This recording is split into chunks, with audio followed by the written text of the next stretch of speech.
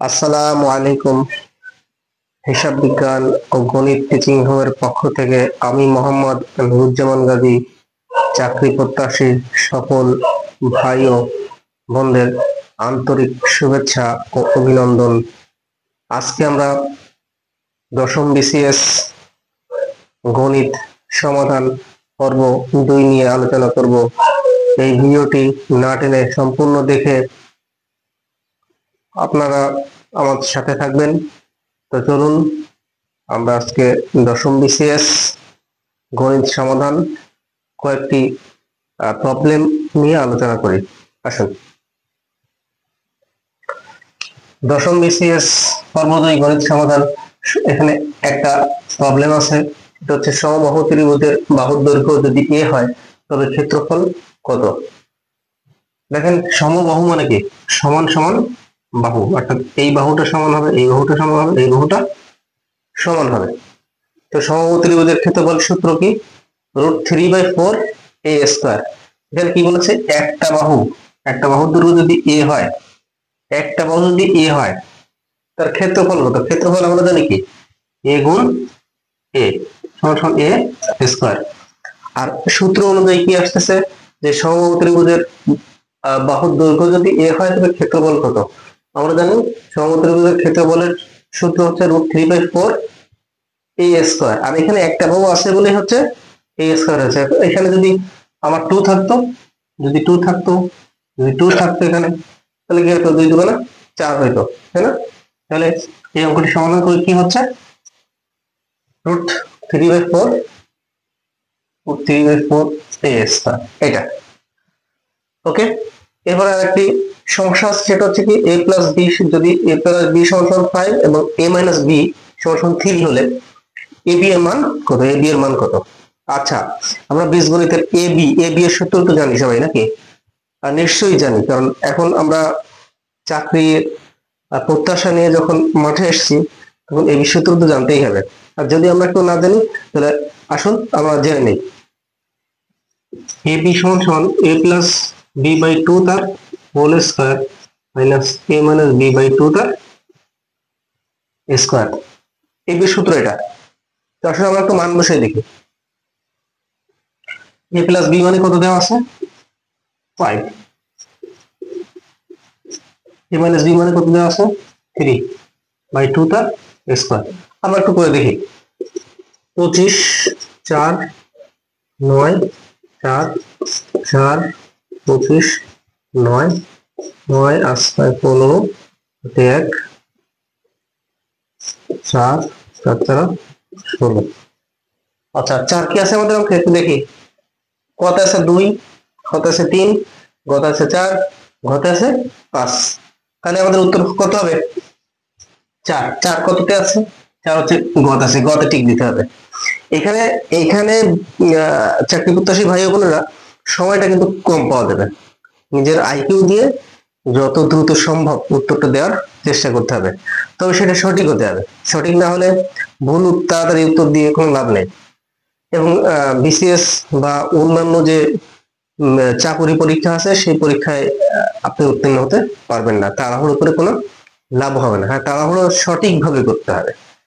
আসুন আর একটা প্রবলেম নিয়ে আমরা আলোচনা করি। 60 লিটার কেরোসিন ও পেট্রোলের মিশ্রণের অনুপাত কত দেওয়া আছে? 7:3। অঙ্কটা ভালোভাবে বুঝতে হবে কিন্তু। 60 লিটার কেরোসিন আর পেট্রোল, অর্থাৎ দুটো মিশ্রণের অনুপাত দেওয়া আছে। কত দেওয়া আছে?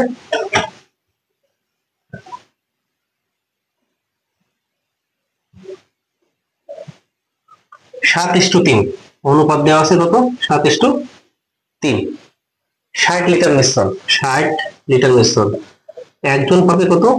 আমার অনুপাতের যোগফল কত? মানে 7 + 3, 7 আর 3 10। খুব শর্টকাট করার চেষ্টা করতে হবে। 7 + 3, 7 আর 3 10। একজন পাবে 7/10, একজন পাবে 3/10। 6 10 কে 60 হয়, 6 7 42, আর এখানে 3 6 18। তাহলে এই 60 লিটার কেরোসিনের পেট্রোল মিশ্রণের অনুপাত ছিল 7:2। সেখানে কেরোসিন ছিল, এটা হচ্ছে কেরোসিন, আর এটা হচ্ছে পেট্রোল। এটা হচ্ছে পেট্রোল, 42 লিটার কেরোসিন আর 18 লিটার পেট্রোল। আসুন এরপরে আমরা আসি, কি বলেছে ওই মিশ্রণে আর কত লিটার পেট্রোল মিশাল। আচ্ছা পেট্রোল আমার আছে কত, 18, ধরে নিচ্ছি 18-র সাথে আরো কোয়া যোগ করতে হবে, ওকে। তাহলে অনুপাত কত দাঁড়াবে, 3:7। তাহলে এখানে কেরোসিন কত ছিল, 42, আমরা লিখতে পারি 42:18 যোগ এই কোয়া যদি আমরা মিশাই তাহলে তখন অনুপাত হবে কত, 3:7। একটু পরে দেখি শর্টকাট, 42, 18 যোগ কোয়া 3/7, 3×8=54, 3 কোয়া, 7×2=14, 4 হাতে 1, 4×7=28, 29, অর্থাৎ কত হচ্ছে 7×14, 4×7=28 আর 29, 3 কোয়া 294 মাইনাস 54, 4 এখানে মিলে গেলে 0, 5 আর 4 9, হাতে কিছু না 2, 3 কোয়া বা কোয়া সমান 240/3, 3×8=40, আর শূন্যটা এখানে আসতেছে, অতএব কোয়া সমান 80। আচ্ছা আমরা কি ধরে নিয়েছিলাম, এখানে কি বলছিল, কত লিটার পেট্রোল কত লিটার পেট্রোল কত মিশাইছিলাম এখানে, কোয়ার মান কত আসছে, 80। তাহলে এখানে দেখি আমাদের অঙ্কটা 80 আছে কিনা, 70, 80 খ নম্বরে আছে, তাহলে খ নম্বরে আমরা টিক দিব। কি নম্বরে টিক দিব, খ নম্বরে টিক দিব, ওকে। আমরা নিশ্চয়ই বুঝতে পেরেছি যে কত লিটার পেট্রোল মিশালে, 80 লিটার, ওকে।